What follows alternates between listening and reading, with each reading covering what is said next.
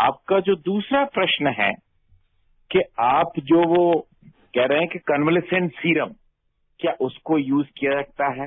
देखिए, इसका प्रिंसिपल ऐसा है कि यदि आपको इन्फेक्शन जब होता है तो इन्फेक्शन पहले वायरस आपके अंदर जाता है।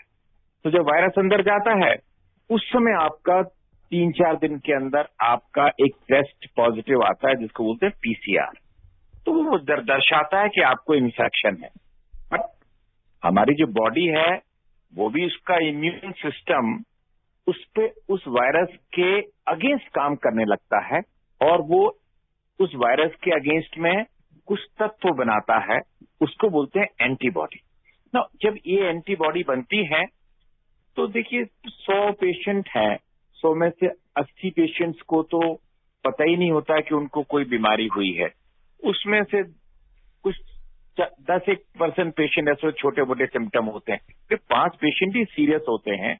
उन 5 सीरियस पेशेंट्स को ट्रीट करने के लिए कई दवाई बनाई गई। क्लोरोक्विन बनाया गया, हाइड्रोक्सीक्लोरोक्विन बोलते हैं, कोई एंटीवायरल ड्रग्स हैं। तब ये सब चीजें के साथ साथ में ये सीरम, कौन सा सीरम? जो पेशेंट को इन्फेक्शन हुआ और उसके इन्फेक्शन के अगेंस्ट में एंटीबॉडी बन गई, वो एंटीबॉडी उस पेशेंट के अंदर है, उसको बीमारी भी नहीं है, तो उसका पेशेंट का सीरम निकाल लिया और इस सीरियस पेशेंट को दिया। ये एक ट्रायल अवस्था में है, कई जगह यूज किया गया है। देखिए क्या है कि जब भी कोई नई बीमारी आती है जिसका कोई ट्रीटमेंट उपलब्ध नहीं है, उसको कई चीजें ट्राई की जाती हैं।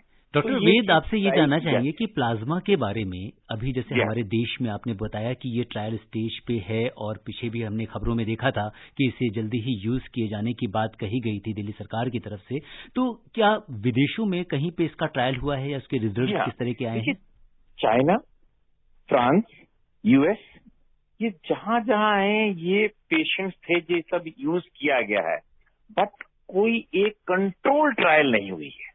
अभी आईसीएमआर ने एक एम्स में और 1-2 जगह और इसकी ट्रायल के लिए ओके किया है।